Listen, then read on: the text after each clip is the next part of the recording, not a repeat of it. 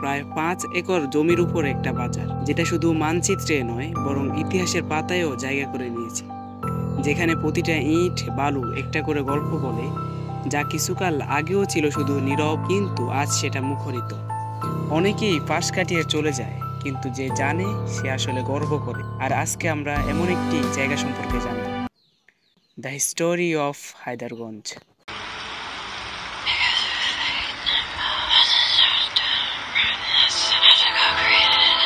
লক্ষ্মীপুর জেলার রায়পুর উপজেলার এক ফান কেন্দ্র হায়দারগঞ্জ বাজার, যেখানে শুধু কেনা বেচা নয় বরং প্রতিটি দোকান আর রাস্তার মাঝে লুকিয়ে আছে ইতিহাস আর ঐতিহ্য এবং গ্রামের মানুষের জীবনের চাপ। আনুমানিক 1950-এর দশকে একটি ছোট্ট হাট হিসেবে পরিচিত হয়, যেখানে সপ্তাহে একদিন স্থানীয় কৃষকেরা নিয়ে আসতো ধান, চাল, সবজি আর মাছ।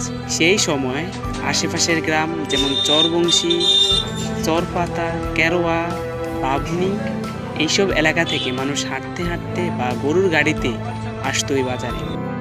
তখন রাস্তা ছিল কাঁচা, বিদ্যুৎ ছিল না, তবুও মানুষের আস্থার জায়গা ছিল হায়দারগঞ্জ। বর্তমানে আজকের হায়দারগঞ্জ এখন আর আগের মতো নেই। এখন এখানে রয়েছে শত শত দোকান, মোবাইল ও ইলেকট্রনিক্স, কসমেটিক, ওষুধের দোকান, কাঁচা বাজার ও মাছ বাজার, এবং রয়েছে খাবারের হোটেল। হাটবার হয় প্রতি রবিবার এবং বুধবার, যেদিন আশেপাশের মানুষের ঢল পড়ে বাজারে। সকালের হাট আর সন্ধ্যার আলোয় হায়দারগঞ্জ হয়ে ওঠে এক আলাদা শহর। দিন দিন বাড়তে থাকা ভিড় আর ব্যবসার প্রসার দেখে সরকার আনুমানিক 2013 থেকে 2015 সালের মধ্যে এখানে স্থাপন করে একটি পুলিশ বাড়ি। এটা শুধু আইন শৃঙ্খলা রক্ষা করার জন্যই নয়, বরং বাজারের ভেতরে চুরি, যানজট, কিশোর গ্যাং এইসব মোকাবেলায় গুরুত্বপূর্ণ ভূমিকা রেখেছে। এই পুলিশ বাড়ির আওতায় এখন আশেপাশের ইউনিয়নগুলোও নিরাপদ বোধ করে। হায়দারগঞ্জ বাজার মানে শুধু কেনাবেচায় নয়, এটা অনেকের শৈশব, অনেকের স্বপ্ন আর অনেক পরিবারের একমাত্র আয়ের উৎস। বর্তমানে শত শত পরিবার এই বাজারের সঙ্গে জড়িত আছে। কেউ ব্যবসায়ী, কেউ কুলি, কেউ ফুটপাতের দোকানদার, আবার কেউ বসে বাজারে চায়ের দোকানে আড্ডা দিতে দিতে জীবনের গল্প শোনায়। হায়দারগঞ্জ শুধু একটা বাজার নয়, এটা লক্ষ্মীপুরের মানুষের হৃদয়ের স্পন্দন।